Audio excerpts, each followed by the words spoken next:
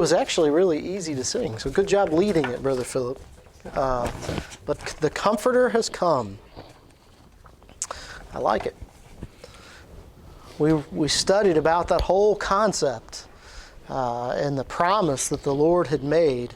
And it's neat just to hear that song and to hear the reminder of the promises that the Lord has given, fulfilled, and the Comforter that we have in the Holy Ghost. Thankful to know that those things are true. All right. We have been studying a little bit about what?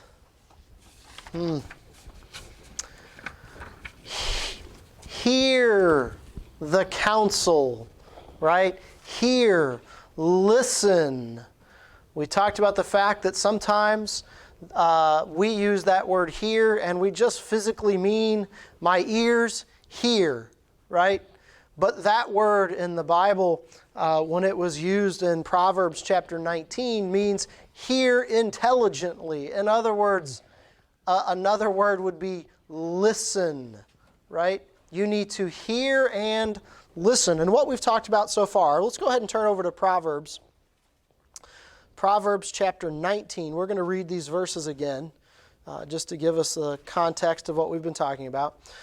Proverbs chapter 19, starting verse 20. Hear counsel, and receive instruction, that thou mayest be wise in thy latter end. In other words, remember we talked about you need to actively listen. You need to hear good advice, good counsel. You need to listen to instruction. That's both the how-to and, more importantly, the correction whenever you don't get it right. Be willing to hear and listen. Receive advice, receive counsel, receive instruction. That will make you wise, right? And then verse 21, there are many devices in man's heart. That word devices is plan. There is many plans in man's heart. I tell you what, man connives and plans and schemes. It's just a natural thing for man, right? We're always planning, conniving. We got all these great adventures, these great plans. Whether these plans are, maybe they're not harmful, but man, we're going to do this, and we're going to do that, and I'm going to retire at this age, and I'm going to go do this, and I'm going to do that. We got all these plans, right? There's that aspect. There's also the natural aspect of man's sinful nature and how man as a whole, and I'm using that term generically, right? Man, I'm going to get what I want. I'm going to make this, and I'm going to get this. And I know God said this, but man, I'm going to do this instead. I tell you what, man is just full. We talked about the fact what? We talked about the fact that when God looked down and He looked on man, what did He see? Everyone has gone away. They're all wicked. Their hearts are full of wicked devices. Right? That's mankind as a whole. In general, that's mankind. Man's heart is full of wickedness. Man's heart is full of all these great plans, and usually they don't go where they should go. Right? That's the natural side of man. But nevertheless, no matter what man plans, no matter how man plans it, no matter how well he plans it, nevertheless, the counsel of the Lord shall stand, right? Shall stand. Hear counsel. Listen to instruction. You'll get wisdom. Because man's heart is full of wicked devices, but God's advice, God's plan, God's counsel will not be defeated. Right? That's what we talked about last Sunday. We talked about what those words hear and receive. We talked about wisdom gained. We talked about in Psalms 119, we talked about the fact that when it says counsel and instruction, where should we get that from? God, because His counsel will stand. And we looked in Psalms 119, verses 18 through 24, about how that we needed to pray that the Lord would open our eyes to the things in His Word. Right? We need to get our statutes, our commands, the laws we follow, the things we do. We get those from God's plan. Right? This is not just listen to any counsel. Let's not listen to any old counsel. Whoever has something to say, well, let's listen to that. No. Man's heart is full of wickedness by nature.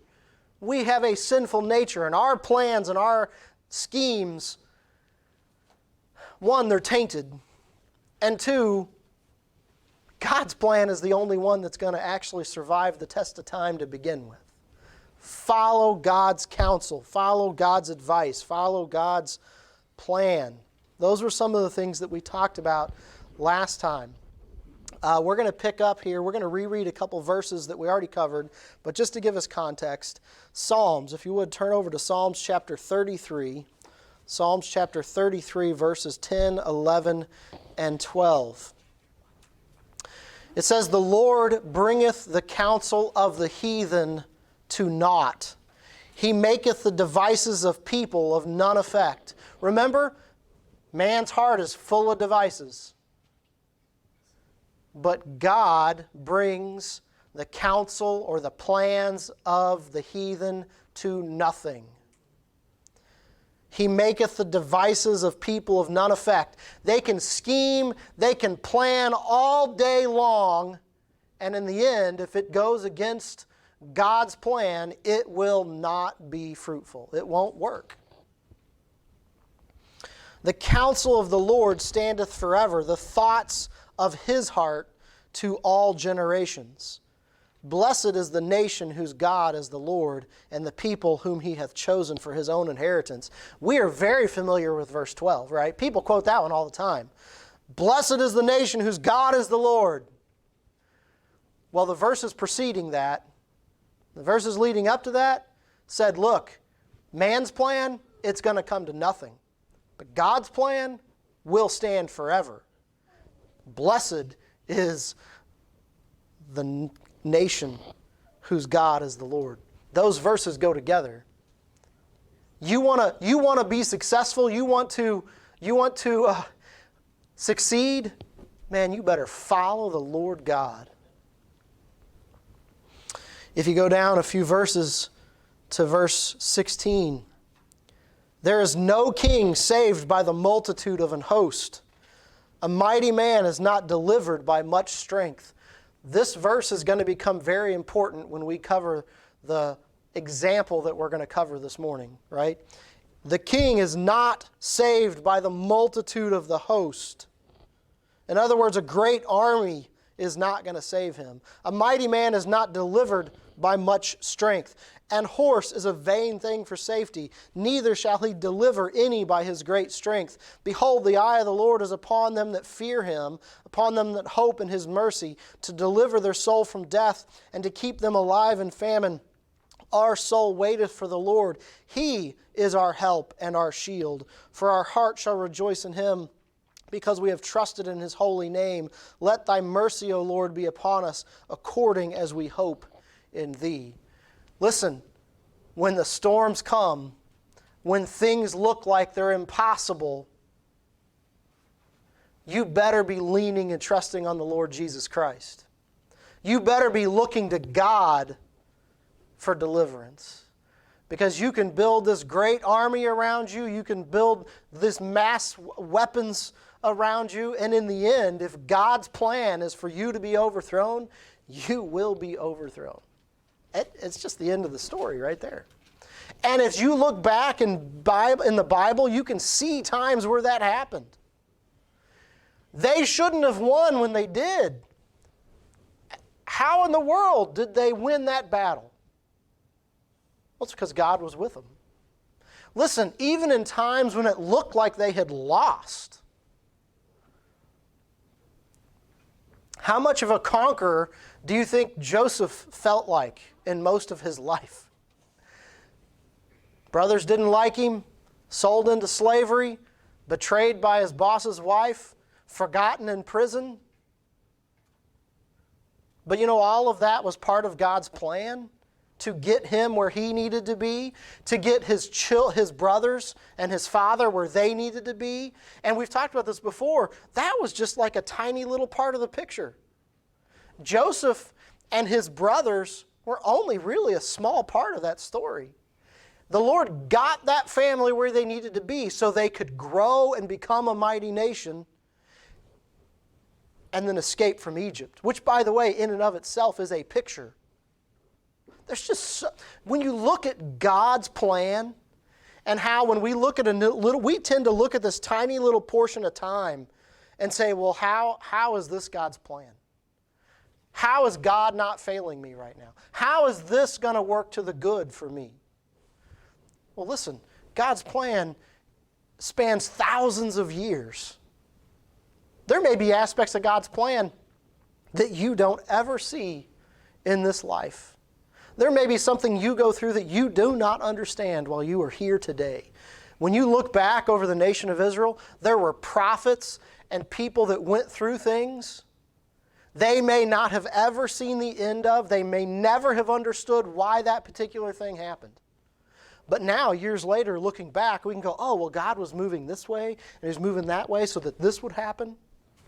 Listen, God's plan will not be overthrown.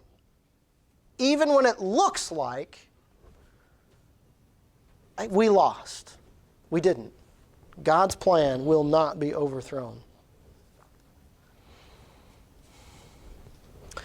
We're going to go ahead and look at a couple different stories here.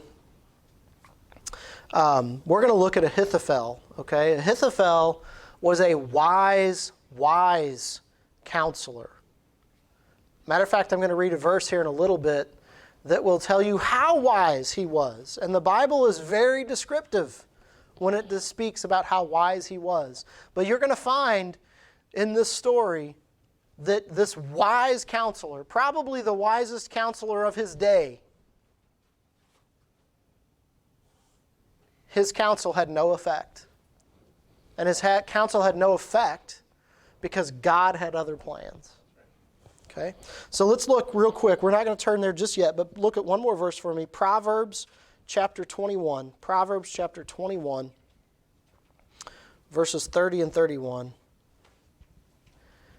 There is no wisdom, nor understanding, nor counsel against the Lord.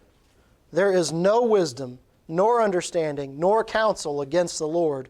The horse is prepared against the day of battle, but safety is of the Lord. There is no amount of wisdom, no amount of counsel, no amount of understanding that is ever going to overthrow the Lord. Never going to stack up, period. Never going to. Safety is of the Lord. If you would, let's turn to the book of 2 Samuel. 2 Samuel, and we're going to be in chapters 15 and 16 and 17. So we're going to bounce around over quite a few different verses, but for now I want you to start in chapter 16. This is what I want you to understand. This was a wise counselor. He was a great man for planning and strategy. And if you listened to his counsel, you would succeed. That's kind of the concept that we get here. Listen to how the Bible describes the advice and the planning of this man. And the counsel of Ahithophel, which he counseled in those days, was if a man had inquired at the oracle of God. So was all the counsel of Ahithophel, both with David and with Absalom. Listen, the Bible declares that Ahithophel's planning and counsel was so wise, it's as if he had went and got it straight from the mouth of God. The Bible doesn't say, this is what Ahithophel thought of himself.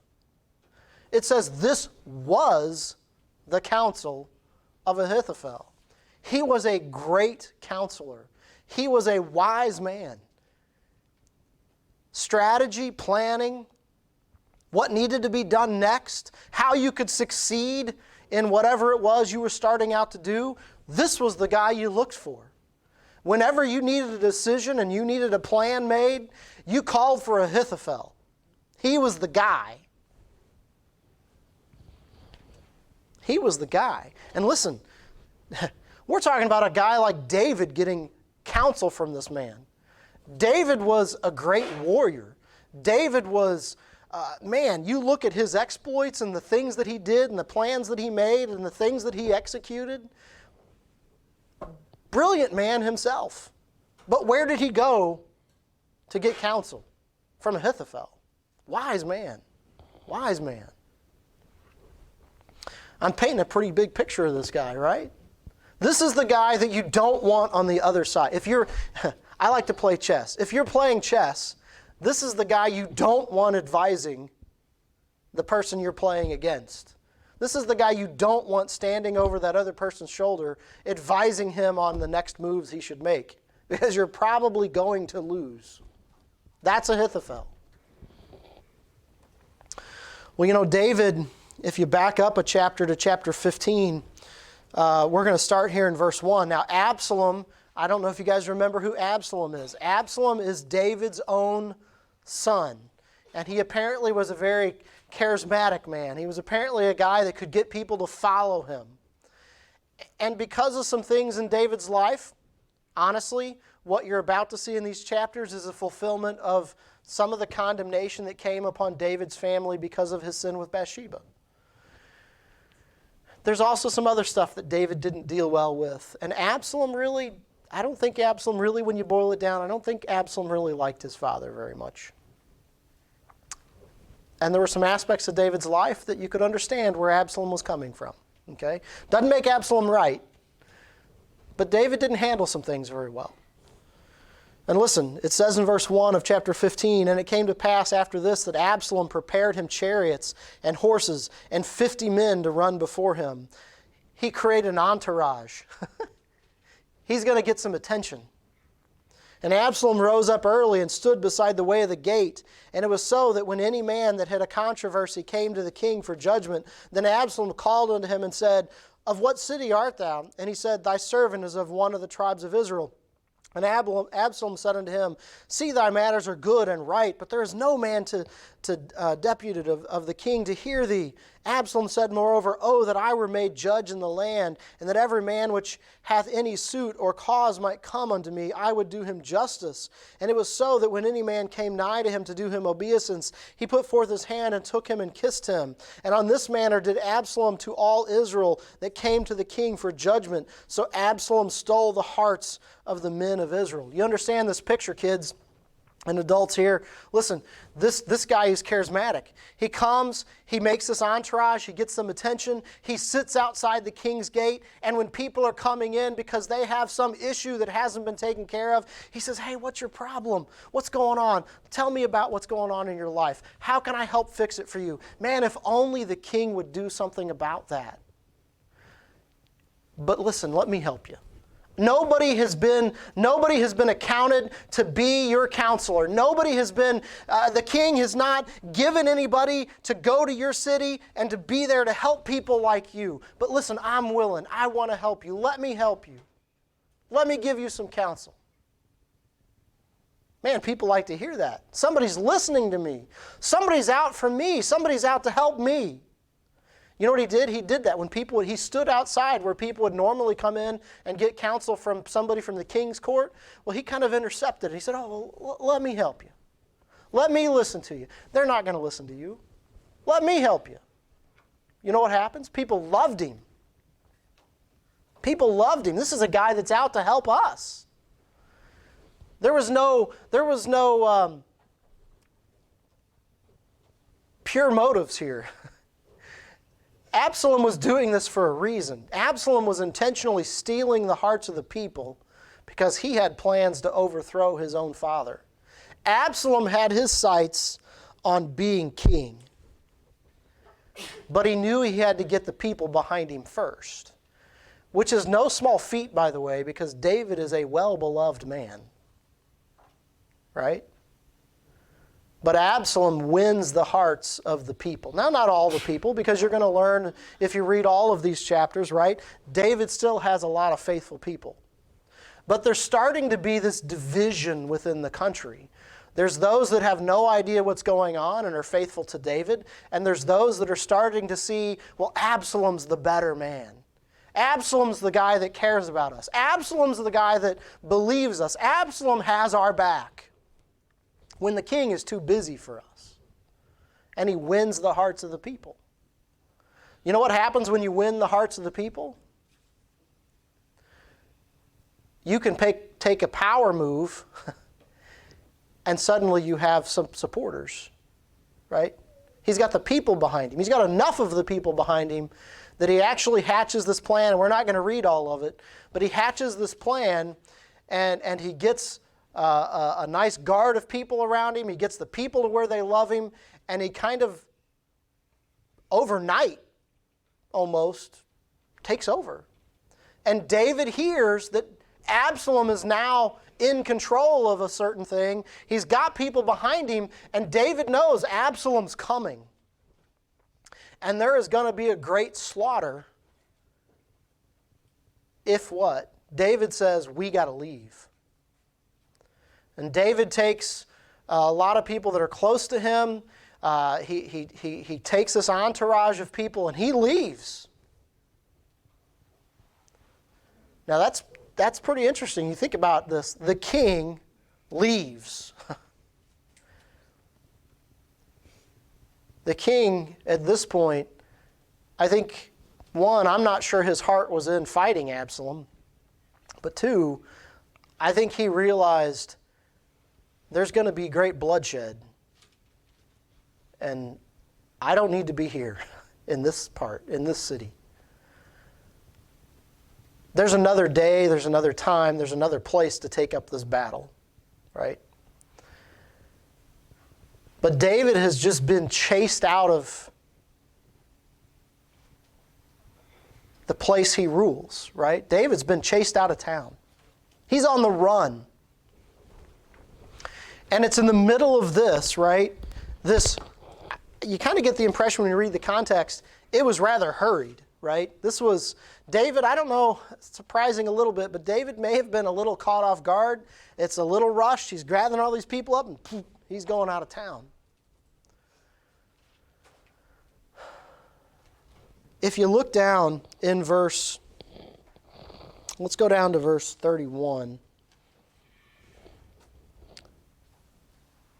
Well, let's back up a few verses. Man, there's just so much here. I wish I could read all 3 chapters, but you got the guys that Zadok and I think it's Abiathar. They got the Ark of the Covenant. Man, if the king's leaving, we're bringing the Ark of the Covenant with us, and we're going with him. And David tells them, nope, go back, put the Ark of the Covenant back. You guys go fulfill your duties that you're supposed to do. If the Lord is in this, I'll be back, right? Go back. He says in verse 30, and David went up by the ascent of Mount Olivet and wept as he went up, and had his head covered, and he went barefoot, and all the people that was with him covered every man his head, and they went up weeping as they went up. Understand, man, David is broken. His own son has just overthrown the kingdom, or trying to overthrow the kingdom. He is in great mourning. In verse 31, and one told David, saying, Ahithophel is among the conspirators with Absalom. Man, you're already down. You're already having to leave. You're leaving everything. You don't know if you're coming back. I mean, he even told the priest, look, if the Lord's in it, I'll be back. You know what that means? He didn't say, look, I'm going to be back. He said, if the Lord's in it, I'll be back. David didn't know what was going to happen next. David is leaving the city in shame and heaviness of heart. He is broken. And the people with him are broken and mourning.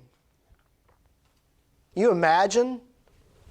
I mean, we have trouble grasping, I think, this concept. But understand, this would be like we have the president. Let's say that we've got the president and the government that we want. We trust them. I'm making this up, obviously. We trust them. They've proven themselves time and time again. And man, it's good.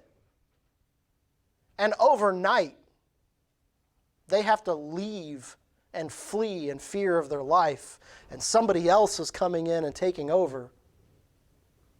It's a time of great uncertainty. It's a time of great upheaval. It's a time of distress. I mean, this is the brink of civil war in their nation, basically.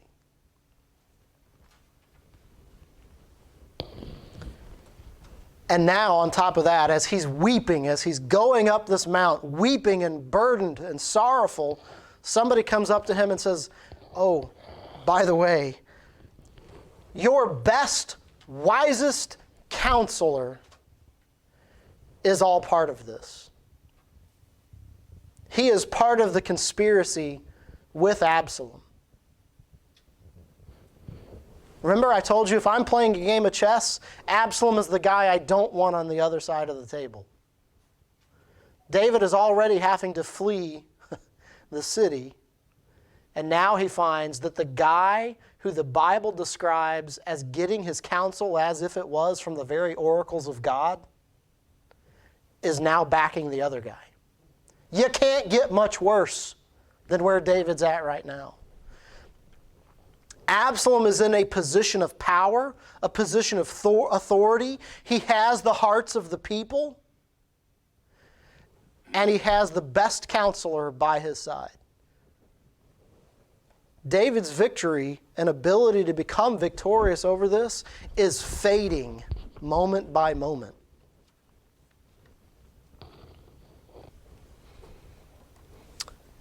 But I want you to notice what David did. When David heard that Ahithophel was among the conspirators with Absalom, it says in the latter half of verse 31, "And David said, O Lord, I pray thee, turn the counsel of Ahithophel into foolishness." I love the fact that when David is fleeing in sorrow and he hears that this wise counselor who was probably, he had spent many, many hours with this man probably. When he hears what's happened, the first thing he does is he goes to God in prayer and he says, "Lord, you take that wise counsel that he always gives and you turn it to foolishness."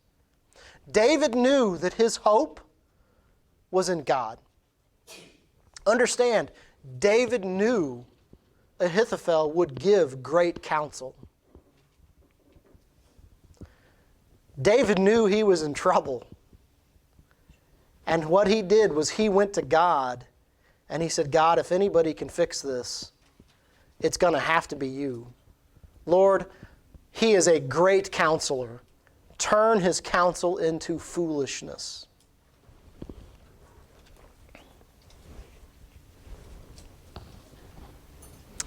In many ways, this could have been viewed as that last nail in the coffin, right? It was bad enough already.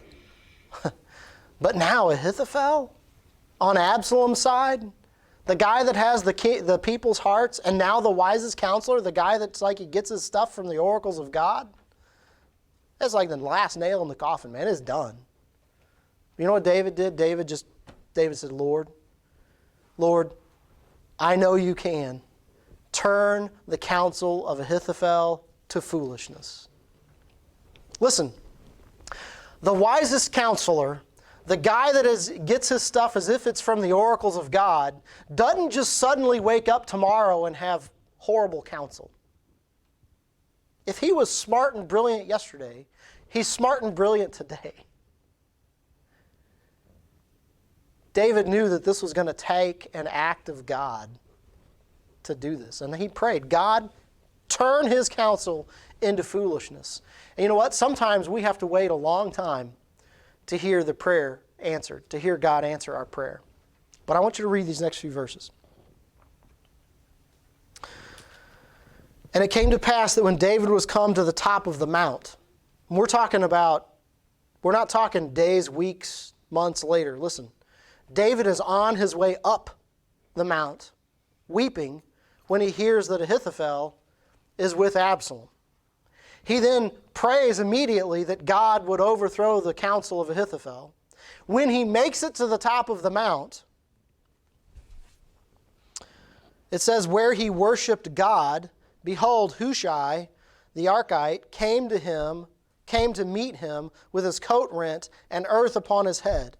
And unto whom David said, If thou pass on with me, then shalt thou be a burden unto me." But if thou return to the city and say unto Absalom, I will be thy servant, O king, as I have been thy father's servant hitherto, so will I now also be thy servant. Then mayest thou for me defeat the counsel of Ahithophel. David, on the way up, prayed, God overthrow the counsel of Ahithophel. He gets to the top of the mountain, and this other guy, who we don't know a whole lot about at this point, but is later referred to as the companion of David, meets him. Man, this guy, David, if you're not in the city, I'm not going to be in the city. Where you go, I'm going to go. He is in great sorrow over what's happened. And David looks at him and says, you know what I need you to do? I need you to go back to the city, and I need you to do everything you can to make the counsel of Ahithophel come to nothing. You know what David's saying? God sent you. David prayed that the Lord would overthrow the counsel of Ahithophel, and very shortly thereafter, the guy that could do it shows up. He says, Hushai, what I need from you is I need you to go back to the city. That is the place that you will be the best service to me. Go back to the city. I need your eyes, I need your ears, I need your counsel to be there. You know what? The Lord sent David the answer to his prayer right away. Sometimes we get the answer right away. Sometimes we have to wait for a while. Now, David maybe not had seen the end of this yet. So in some ways, David still didn't have his complete answer. But listen, God sent David a man that could be used for the very thing that David had asked for. The right time, the right place. He goes on and he tells him in verse 35, and hast thou not there with thee Zadok and Abiathar the priest? Those are the two guys David already sent back. And he says, look, you won't be alone, because I know Zadok's with me, I know Abiathar's with me. You go back.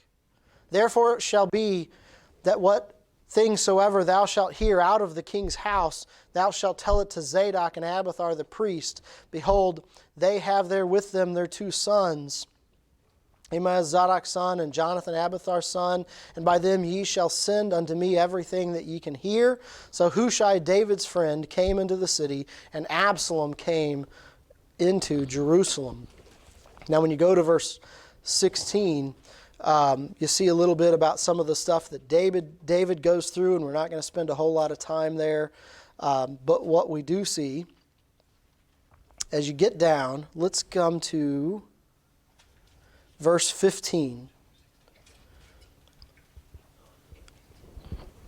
Verse 15 of chapter 16. And Absalom and all the people, the men of Israel, came to Jerusalem, and Ahithophel with him. And it came to pass, when Hushai the Archite, David's friend, was come unto Absalom, that Hushai said unto Absalom, God save the king, God save the king. You know what he's saying there? He's saying he's recognizing Absalom as king. He's not saying God save David. He's saying God save the king, at least in Absalom's eyes, right? And Absalom said to Hushai, is this thy kindness to thy friend? Why wentest thou not with thy friend? Now listen, it's so amazing to me. Absalom knows who Hushai is. You are a close personal friend of David, my father. You say, God save me? Well, how much of a friendship did you really have with David? Why aren't you out there with David, fleeing? Shouldn't you be by his side? And Hushai said unto him, Nay, but whom the Lord and this people and all the men of Israel choose, his will I be, and with him will I abide. You know what he said? He's basically saying, look, I know that you know me as a friend of David, but I'm telling you, my loyalty is to this people and to this kingdom, and whoever this people sets up as king, I'll be by their side. And if that's you, Absalom, here I am.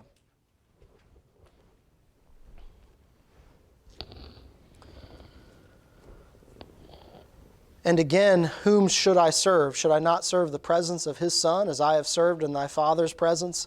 So will I be in thy presence. Then said Absalom to Ahithophel, Give counsel among you what ye shall do, what we shall do. So Hushai goes back. Absalom comes in. Hushai presents himself to Absalom. He basically convinces Absalom that he's not a threat. And now it's time, what do? We're here. I'm at the king's house. I'm in the city. What's next? Ahithophel. This is the guy. Ahithophel, what's next?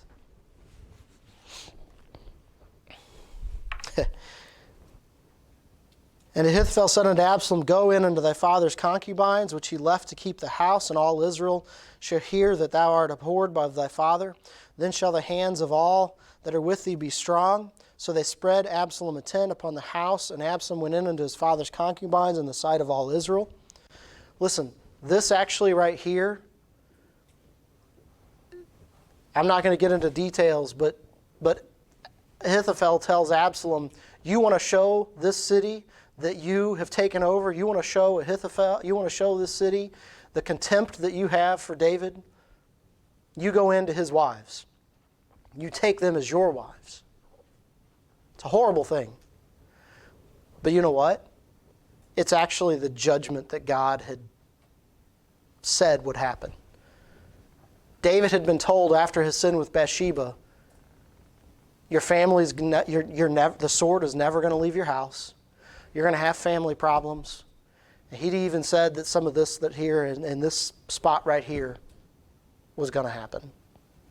So, although this is a horrible thing, don't forget, this is some of the judgment that David is suffering because of his own sin. But listen, it's at the end of this that it says, in the counsel of Ahithophel, which he counseled in those days, was as if a man had inquired at the oracle of God. So was all the counsel of Ahithophel, both with David and with Absalom. Listen, the man that's counseling him, you want somebody to be on your side so you can win, it's going to be Ahithophel. But listen to the first part of chapter 17.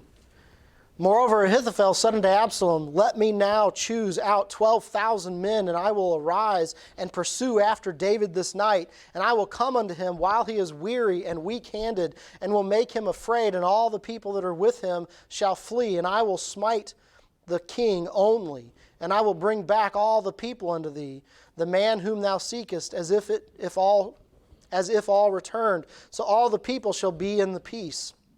And the saying pleased Absalom well, and the elders of Israel. I'm going to tell you, from a strategic perspective, it was actually brilliant advice. David had to leave unexpectedly. He seemed to have been caught off guard. He had to leave. He left stuff behind. He's going out. I mean, it's such a departure that even people. He couldn't get everybody. Hushai actually had to come find him. I mean, this is a departure. He's weary, he's weak, he's saddened, he's heartbroken. This is his son that's doing this to him. The heart of some of the people is with Absalom. Ahithophel says, look, let's put an end to this tonight. One thing David is not expecting, he's expecting us to get to the city and to be in the city and be setting up all this stuff. Listen, Absalom, you stay here. You keep things going here. Let me grab 12,000 men because I can get that tonight. Let me do it today. We're going to grab these 12,000 men. We are going to go out right now before David has a chance to get set, before David has a chance to dig in, before David has a chance to build up the people that do still support him. Listen, if you want to win, Absalom, you got to fix David and fix him now. And listen, let's not make this some great bloodshed. You give me this small force. I'm going to go get him while he's weak, while he's weary, while he hasn't built some great force around him, and we are going to surprise him and take him out. And I'm going to do it to the best of my ability to not take out a lot of people. I'm going to get David. We're going to get David. We're going to get this thing done because David is the threat. Absalom, you have the hearts of the people. The only person they could follow and overthrow you is David. Let's get rid of David. Let's take care of David. Let's do it now while he's not expecting it. It's actually really good advice. From a military perspective, it is actually really good advice. Ahithophel says, you want peace in the nation? well, let's get rid of David now. Let's take away the reason to fight. Let's get rid of David. And let's do it while he's not expecting it. What amazes me is that Absalom actually loved it. He's like, brilliant. I like it. Let's ask Hushai what he thinks. Why would Absalom do that? He's already been given advice, and he thinks it's brilliant. But this guy that just came back and has just told him how that his loyalty is to the nation of Israel and to whoever king that they have set up. And he knows that this guy was David's right-hand man. He knew this guy was a friend and companion of David. Well, man, if this guy's got this kind of loyalty to this nation, I want to hear what he has to say. What about him?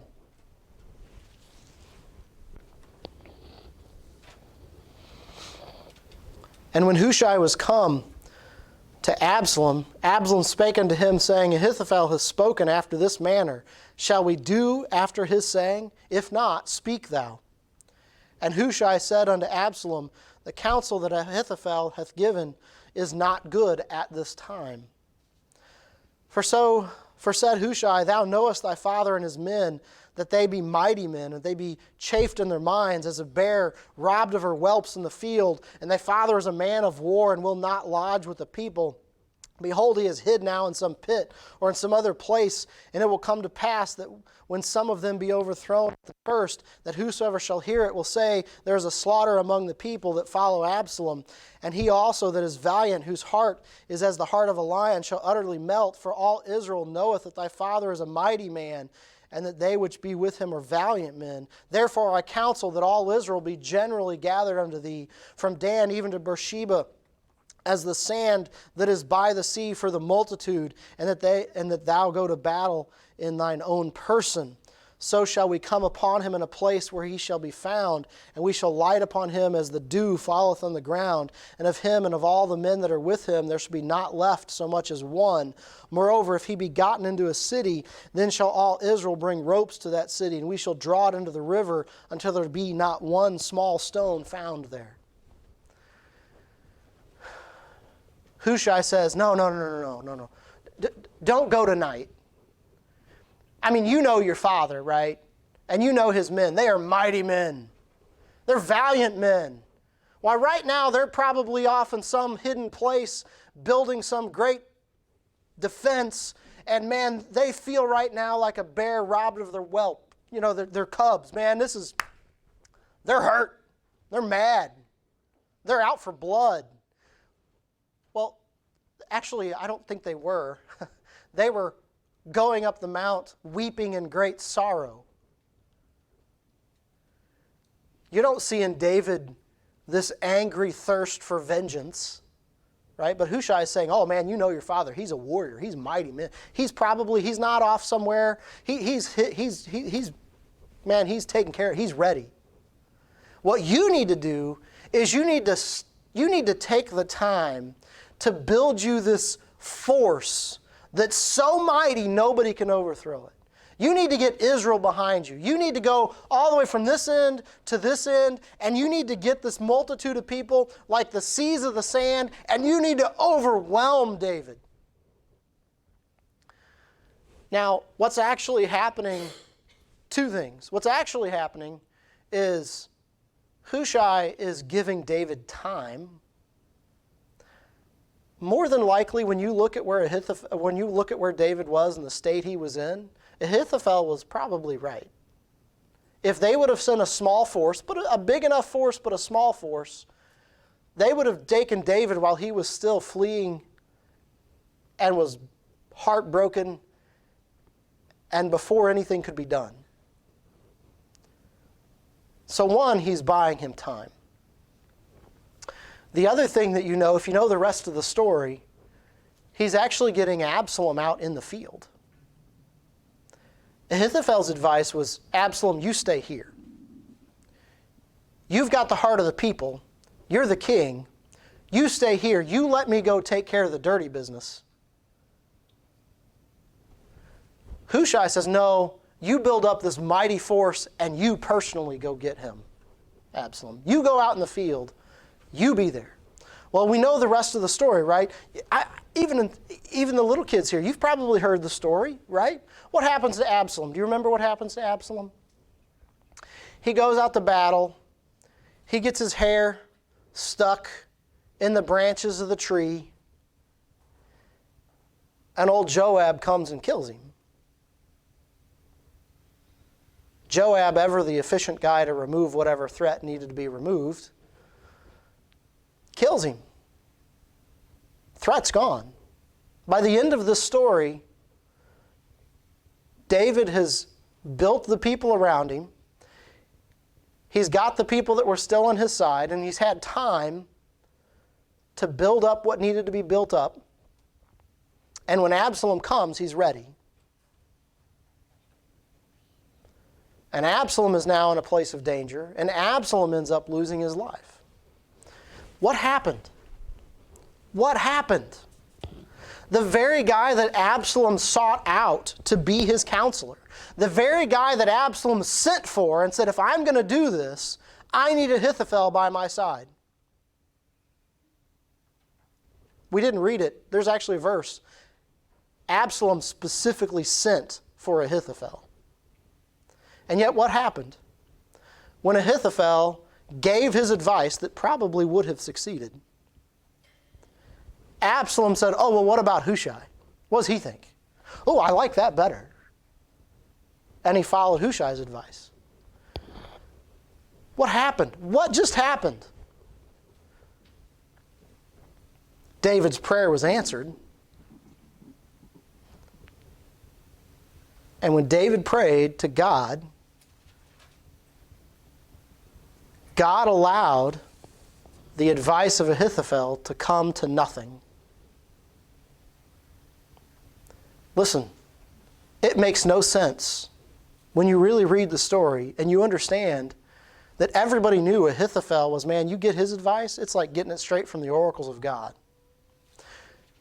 Knowing that Absalom actually sent for Ahithophel and said, if I'm going to do this, I need you by my side. And then for some odd, strange reason, Absalom didn't listen to Ahithophel. God's plan would not be overthrown. God was with David. Now, yes, the things David was suffering was because of David's sin, and some of this is because of that. In the middle of all of this, God does a couple things. God sees that the judgment that David deserved is being met out. But he also will not let David be overthrown. He has made promises to David, and David will be the king on that throne. And listen, I don't tell you this story because it's just a neat story. I don't tell you this story because it's a historical fact. I tell you this story because, listen, this is an example of the verses that we read earlier that, listen, no matter what the plan of man's heart, man's devices, he's got lots of them. The plan and advice of God is the only one that will stand. Everything about this story says David lost. Listen, if you understood the complexities of this, Absalom had the heart of the people. Man, that is huge. He had the wisest counselor by his side. The prior king was fleeing and not fighting, and was weary and worn and heartbroken. Absalom should have won. Why didn't he? Because it wasn't God's plan. You can have the wisest earthly counselor possible. You can hatch the best plan, foolproof, no holes in it. But if God is not with you, you will not succeed. This is a really, really good example of those verses from Proverbs and Psalms where God throws the counsel of the heathen, He makes it as naught. He overthrows the devices of men, and His plan will stand. You know why I tell you guys? Follow God. Follow God's plan. When you want advice, pick up His Bible and read it. When you want advice, go to God in prayer. When it seems impossible, go to God. Do what David did. As soon as he heard what happened, he prayed, God, turn the counsel of Ahithophel to foolishness. Follow God. You can't go wrong. You can't go wrong. God is in control. God will succeed when all else fails. Nothing can overthrow God's plan. We're going to go ahead and stop right there for today, for this morning. This afternoon, we've already talked about this as we went through some of the book of John and the book of Acts, but I want to dig just a little bit deeper, and again, dig deeper in the context of God's counsel will not be overthrown. We want to talk about the best example of how it seemed like God's plan had been subverted, but it wasn't. And that's the Lord Jesus Christ. Looked like all was lost, but in reality, that was just the plan to begin with.